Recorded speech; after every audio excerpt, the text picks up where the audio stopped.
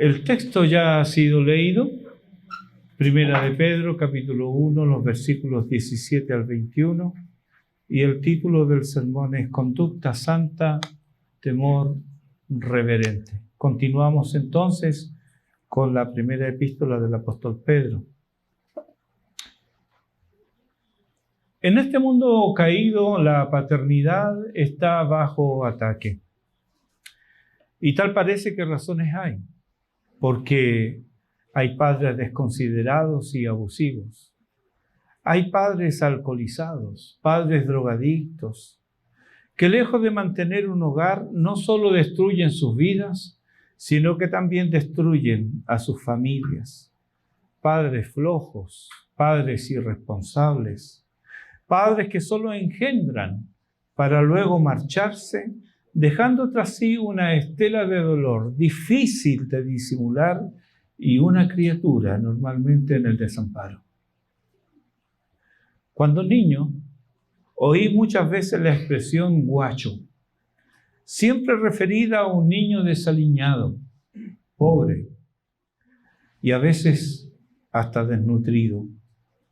Y ya adulto pude ver que muchos de mis conocidos mayores fueron por diferentes razones abandonados por sus progenitores.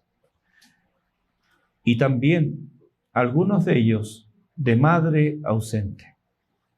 Fueron niños guachos. Aunque difícilmente lo admitirán, esa situación ajena a sus decisiones, a las decisiones del niño, marcó sus vidas y muchas veces las marcó para mal. Todo esto y más, tan ruin, tan desgraciado, no es otra cosa que fruto del pecado que se ensaña en nuestro país.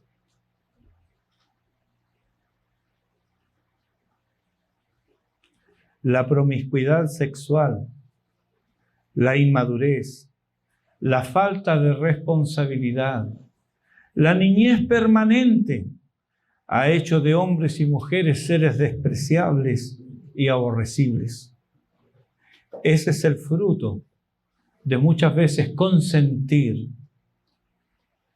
de no poner límites, en ocasiones de idolatrar a los hijos. Ese es el fruto amargo del pecado en nuestra nación. Se lo advierte Pablo a Timoteo. En su segunda epístola y en el capítulo 3, le dice, también debes saber esto, que en los postreros días vendrán tiempos peligrosos, porque habrá hombres amadores de sí mismos, avaros, vanagloriosos, soberbios, blasfemos, desobedientes a los padres, ingratos, impíos, sin afecto natural, implacables, calumniadores, intemperantes, crueles, aborrecedores de lo bueno, traidores, impetuosos, infatuados, amantes de los deleites más que de Dios. De estos hombres, muchos de ellos padres, está llena la tierra. Y el panorama es ciertamente desolador. Aunque algunos todavía tenemos padres terrenos que no encajan en esta descripción, gracias a Dios. No obstante ello, son muy limitados en cuanto a sabiduría, en cuanto a energía, en cuanto a fortuna. Además, ellos envejecen cada día y un día hemos de despedirnos de ellos. Ellos no permanecerán para siempre con nosotros, pero si Dios en su gracia los cobija bajo su mano salvadora, el dolor de la separación será mitigado por la esperanza de la resurrección y de la vida eterna. Padre es un dulce nombre para quien ama a su Padre. Pasé ya el medio siglo de vida y aún le digo a mi padre, papito, lo amo. Y sé que Él me ama. Y me mostró su amor cuando no consintió en mi maldad y me corrigió muchas veces dolorosamente. Pero hay padres que dejan hacer, que hacen la vista gorda, que miran para otro lado cuando de sus hijos se trata. Así era el sacerdote Elí, pero él no agradó a Dios. Puede leer su historia en la primera epístola, en el primer libro de Samuel, los capítulos 2 y 3. Cuando hay padres así, que miran para otro lado, que hacen como que no ven, cuando hay padres así, los hijos aprenden a manipular y a salirse con la suya para su propia destrucción. Dios también tiene hijos. Él es el Padre por excelencia. Y este es el concepto que nos trae Pedro después de recordarnos que debemos ser santos en toda nuestra manera de vivir. El versículo 17 dice, y si invocáis por Padre a aquel que sin acepción de personas juzga según la obra de cada uno. Esta invocación a Dios como Padre es dulce y agradable a los oídos del creyente, pues si en vida fue hijo guacho, ahora tiene un Padre. Si su padre terrenal fue irresponsable, ahora tiene un Padre diligente. Si su padre terrenal está envejeciendo, ahora tiene un Padre que vive para siempre. Si tuvo un padre pobre, ahora tiene un Padre rico. Si tuvo un padre desconsiderado y abusivo, ahora tiene un Padre amoroso. Con razón, llamar a nuestro Dios Padre Celestial es un bálsamo para el alma herida. Es un manjar al alma hambrienta de afecto y de ternura. Él es nuestro Padre. Y como tal, lo invocamos. Padre Celestial, bendito sea su nombre. Pero, hijos, no nos equivoquemos aquí. Este Padre no es como Elí. Aunque es un Padre compasivo y misericordioso, Él no da por inocente al culpable. Él no tolera el pecado, ni mira para otro lado cuando obramos injustamente. Él defiende a sus hijos, pero no a costa de su santidad y justicia. Jamás justificará la maldad en sus hijos. El dulce nombre de Padre que damos a nuestro Dios, como tampoco el privilegio que nos dice el versículo 13 de esperar por completo en la gracia de Dios, no excluye el temor, es decir, el sentimiento de nuestro pecado y de la justicia de Dios. Estas dos disposiciones tienen lugar en las conciencias iluminadas por el Evangelio. El pecado que hay en nosotros y el sentido de la justicia de Dios. Que no se nos ocurra que la confianza en la gracia de Dios significa que nuestro Padre Celestial es indulgente por debilidad, por indiferencia o por ignorancia. Pedro nos dice que es Padre, sí, pero también es juez. Y es un juez que no hace acepción de personas. No juzga según la fortuna, el nombre o la capacidad intelectual del infractor. Él es imparcial y juez justo. De modo que la pretendida fe que no produce el amor, la obediencia y la santidad no puede salvar de la condenación. Esta es una fe espuria, una fe falsa, una ilusión que conlleva la ruina eterna. Primera de Juan, capítulo 2, versículo 6 nos dice: el que dice que permanece en él debe andar como él anduvo. Primera de Juan, capítulo 3, versículo 3: y todo aquel que tiene esta esperanza en él se purifica a sí mismo, así como él es puro. Hebreos capítulo 12, versículo 28 dice: así que, recibiendo nosotros un reino inconmovible, tengamos gratitud y mediante ella sirvamos a Dios, agradándole con temor y reverencia. Filipenses 2:12: ocupaos en vuestra salvación con temor y temblor. Segunda de Corintios 5:10: porque es necesario que todos comparezcamos ante el tribunal de Cristo para que cada uno reciba según lo que haya hecho mientras estaba en el cuerpo, sea bueno o sea malo. Ahora bien, debido a que nuestro Dios es nuestro Padre y también juez, dice nuestro texto: conducíos en temor todo el tiempo de vuestra peregrinación. Conducirse en temor no es por épocas o por instantes de consagración y devoción, sino que es todo el tiempo. Tampoco esto es por alguna área de nuestra vida en particular, sino que, como dice el versículo 15, es en toda vuestra manera de vivir. Debemos vivir conscientemente de que vivimos y estamos siempre en la presencia de Dios.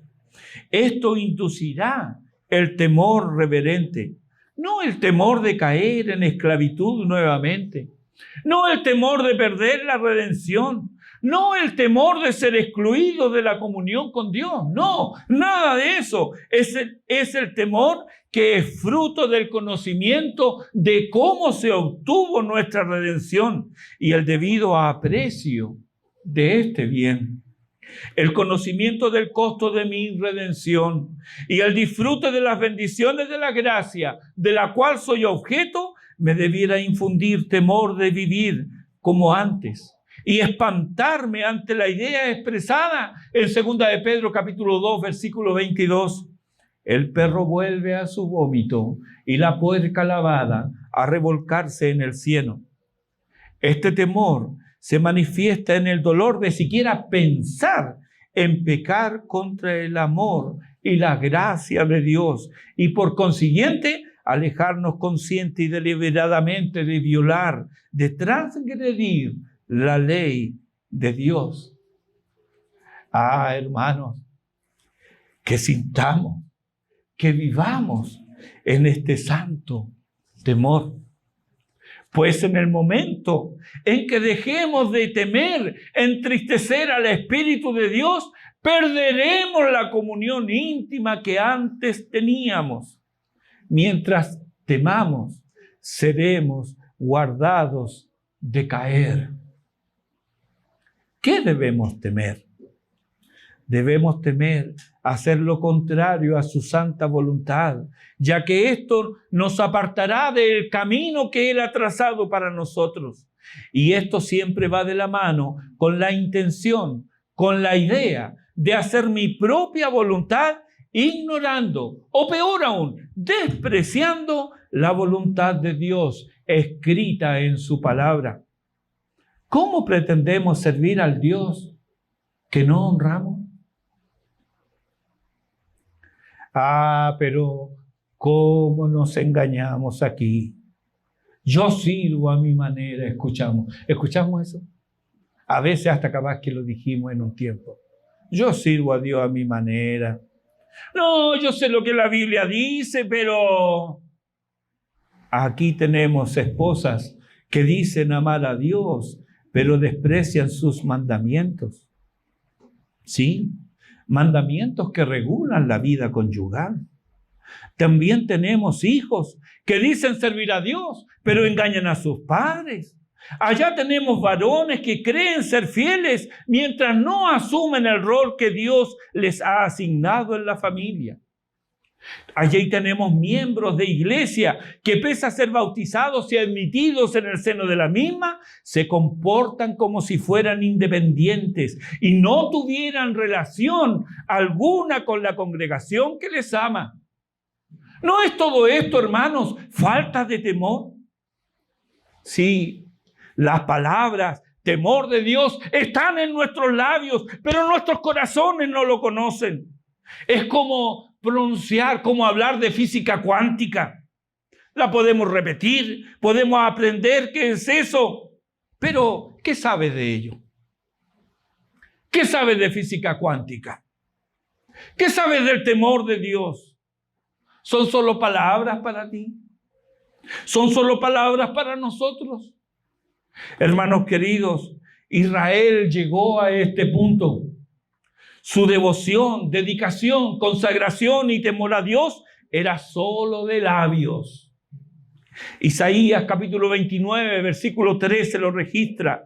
Porque este pueblo se acerca a mí con su boca y con sus labios me honra, pero su corazón está lejos de mí y su temor de mí no es más que un mandamiento de hombres que les ha sido enseñado. ¿Cuál es el resultado de esta conducta? Siglo más tarde, Jeremías responde en el capítulo 2, versículo 19.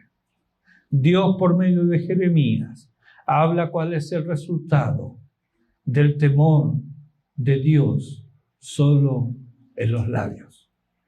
Dice, tu maldad te castigará y tus rebeldías te condenarán. Sabe, pues, y ve cuán malo y amargo es el haber dejado tú a Jehová tu Dios y faltar mi temor en ti, dice el Señor, Jehová de los ejércitos. ¿Por qué los profetas hablan así? ¿Por qué los predicadores deben hablar así? Responde Pablo en 2 Corintios, capítulo 5, versículo 11. Conociendo, pues, el temor del Señor, persuadimos a los hombres.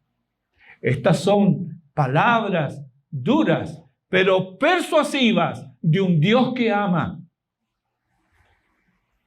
El temor del cual se nos habla aquí, el temor que debemos cultivar, es el temor de un corazón filial que no quiere ofender, no quiere fallar, no quiere entristecer a su amante Padre Celestial. Pedro nos dice en el versículo 18, sabiendo que fuisteis rescatados de vuestra vana manera de vivir, la cual recibisteis de vuestros padres, no con cosas corruptibles como oro o plata, sino con la sangre preciosa de Cristo, como de un cordero sin mancha y sin contaminación. Aquí se presentan dos cosas muy evidentes: la necesidad de la redención por la sangre y la renovación del alma por la palabra de Dios. Hace algún tiempo atrás, un padre compartía conmigo lo que estaba experimentando con sus hijos. Ellos ya no querían acompañarlo al culto.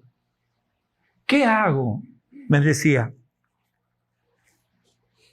Ese es un momento muy triste y conflictivo para los padres, y la gran mayoría pasamos por ello.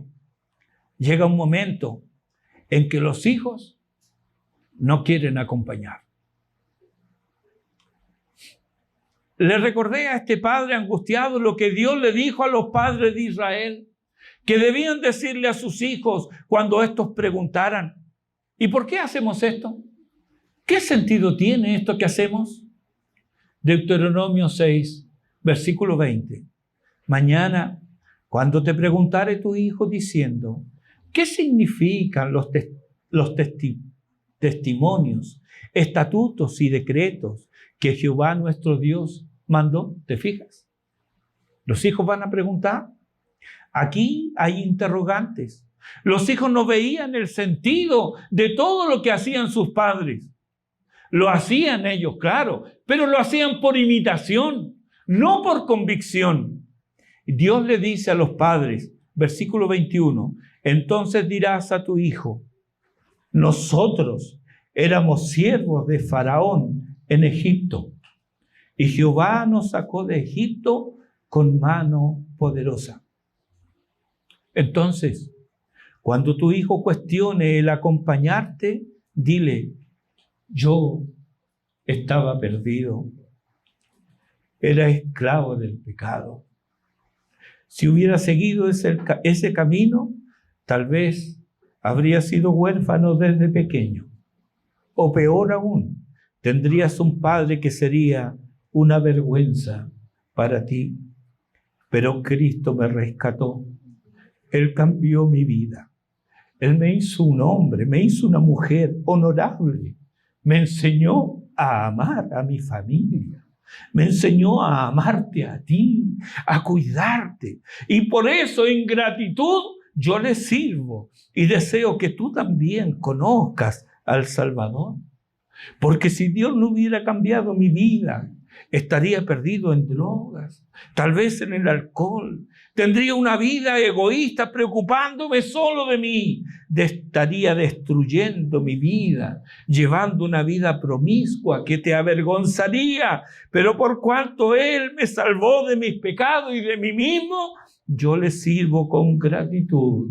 Y te invito a que tú también seas agradecido con Dios, puesto que Él transformó, cambió a tu padre, a tu madre, si es el caso. Termina con Deuteronomio 6:24.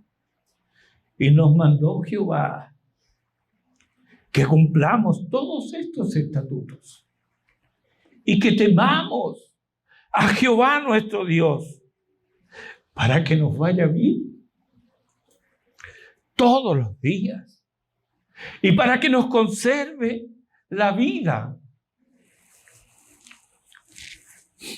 como hasta hoy. En el ejemplo tenemos algo de lo que Pedro argumenta aquí. Por cuanto hemos sido redimidos por medios tan preciosos, ¿cómo sería posible seguir viviendo como antes en el pecado? Bueno, en el ejemplo de los hijos, debemos hablar con ellos y debemos decirles estas cosas. Nuestros hijos muchas veces se crían en un ambiente muy distinto al que nos criamos nosotros. Pero ellos no saben. Cuéntales. Cuando cuestionen por qué ir, cuéntales por qué lo haces. Cuéntales, que Él vea que tienes una relación viva y vital con Jesucristo y con su palabra. No te engañes pensando que porque él aprende los himnos, porque lee la Biblia, no necesita oír de la condenación eterna y del Salvador maravilloso que tenemos. Él necesita oír, pero necesita ver en ti una vida íntegra. Porque lo que no es real para ti, no lo será para tu hijo.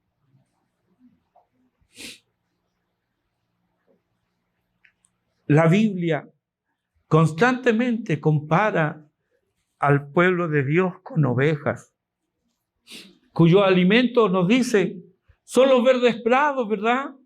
Son las aguas frescas y cristalinas, no el vómito de los perros. Nos habla la Biblia de la blanca lana, no de revolcarnos en el cieno como los cerdos.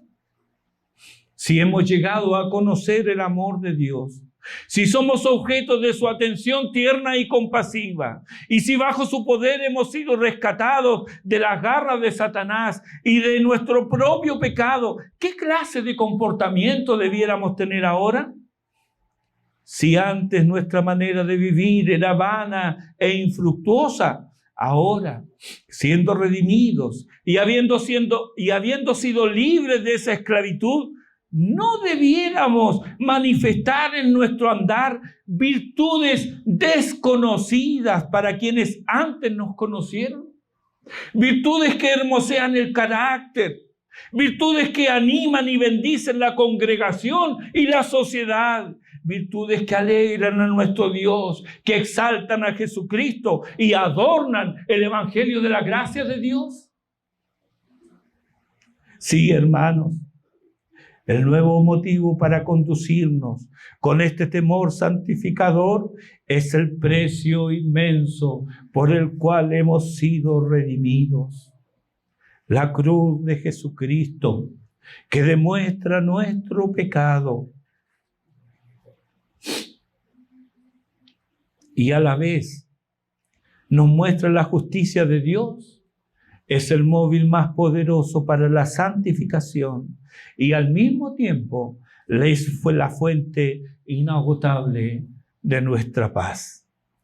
Según a los Corintios 5:14, el apóstol Pablo dice: el amor de Cristo nos constriñe, nos apremia, nos compele. Romanos 5:1 nos dice: justificados pues por la fe, tenemos paz para con Dios por medio de nuestro Señor Jesucristo. Habéis sido rescatados, dice el apóstol. ¿De qué? De vuestra vana manera de vivir. Esta es la servidumbre de la voluntad creada por el hábito, la costumbre del pecado en nuestras vidas. Esta es la liberación del pecado que encontramos en Romanos 6. O en otras palabras, esto es la santificación. Tito capítulo 2, versículo 14 dice: quien se dio a sí mismo, está hablando de Jesucristo, por nosotros, para redimirnos de toda iniquidad y purificar para sí un pueblo propio, celoso de buenas obras. Ya estamos no solo libres, sino que también reconciliados con Dios. Romanos capítulo 3, versículo 24 dice: siendo justificados gratuitamente por su gracia, mediante la redención que es en Cristo Jesús. Ambas ideas, el rescate, es decir, la redención y la reconciliación con Dios, están presentes otra vez más adelante en el capítulo 2, versículo 24. Dice: quien llevó él mismo nuestros pecados en su cuerpo sobre el madero, para que nosotros, estando muertos a los pecados, vivamos a la justicia. Una cosa incide en la otra necesariamente. La manera de ser del pecador es vana, inútil, sin fruto agradable. Efesios 4:17 dice: ya no andéis como los otros gentiles. No anden como los otros gentiles, que andan en la vanidad de su mente. Así andan los otros, no nosotros. Y ellos andan así porque desconocen la realidad y viven en un mundo fantasioso e irreal, inducidos por el príncipe de este siglo y engañados por demonios en su afán de oponerse al Dios vivo. Dice Bengel: una manera de vivir vana es la que no deja ningún fruto cuando el tiempo de la vida ha transcurrido. Esta cita me impactó, la voy a repetir. Una manera de vivir vana es la que no deja ningún fruto cuando el tiempo de la vida ha transcurrido. Detengámonos aquí un minuto. Nuestra vida transcurre y algunos ya peinamos canas. ¿Qué fruto dejará nuestra vida? Conocí hombres ignorantes de muchas cosas, pero conocían a Dios y su palabra. Era una delicia pasar tiempo con ellos, pues no solo conocían las Escrituras, sino que la vivían. Fueron hombres y mujeres hermosos a los ojos de Dios y queridos inmensamente por las congregaciones. Su carácter y formas afirmaban sin lugar a dudas que ellos conocían a Jesucristo. Sus palabras, su generosidad, su amabilidad, su comprensión y misericordia con el caído eran proverbiales. ¡Qué hombres! ¡Qué mujeres hermosos! Dios los transformó para su gloria y eran una señal inequívoca de la gracia de Dios. ¿Qué de ti y de mí? Ciertamente llorará nuestra partida, no faltará quien nos llore. Pero, ¿cuántos se levantarán ante nuestro féretro para dar testimonio de cómo fuimos causa de bendición para sus vidas? ¿Cuántos extrañarán nuestras palabras llenas de sabiduría, nuestro abrazo cordial, nuestras lágrimas de tristeza en el fracaso o en el dolor de otros, nuestra risa franca, nuestro corazón tierno, nuestra mano abierta? ¿Cuántos darán testimonio de que gracias a ti conocieron más al Señor? ¿Cuántos dirán entonces que tu vida les inspiró a consagrar sus vidas al Señor?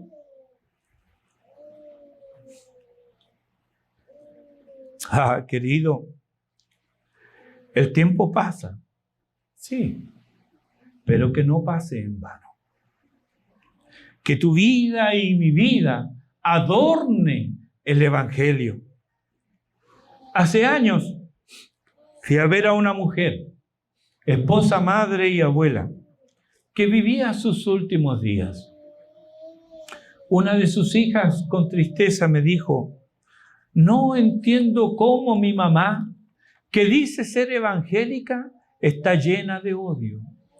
Nosotros la atendemos día y noche y ella no agradece nada, no tiene paciencia y vive enojada.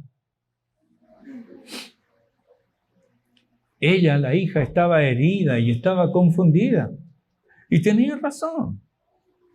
Cuando yo pasé a ver a su madre, vi un rostro amargado, una mezcla de odio y temor, de inconformidad, de rebeldía.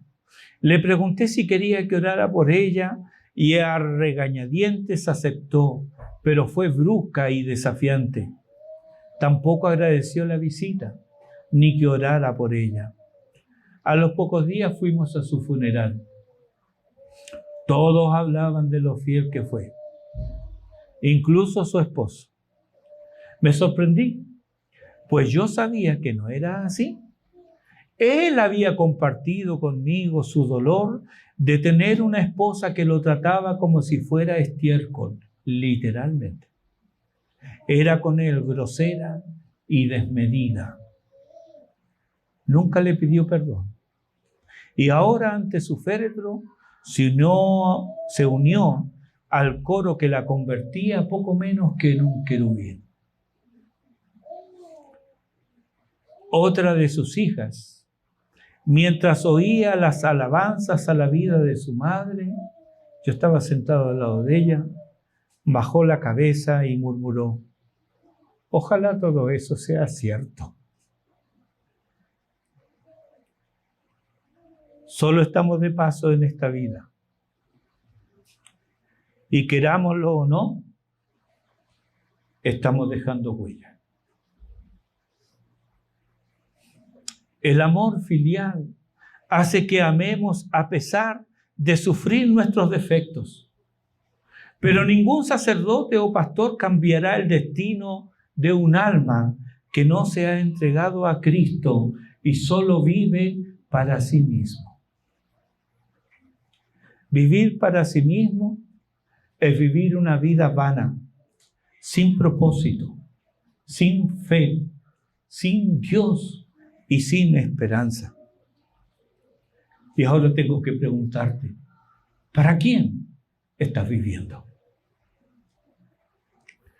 Que tu gozo y felicidad en este día sea: ya no vivo yo, mas vive Cristo en mí. Y lo que ahora vivo en la carne, lo vivo en la fe del Hijo de Dios, el cual me amó y se entregó a sí mismo por mí. Dios tenga misericordia de nosotros y nos bendiga. Haga resplandecer su rostro sobre nosotros, para que sea conocido en la tierra su camino y en todas las naciones la salvación del Señor. Oremos.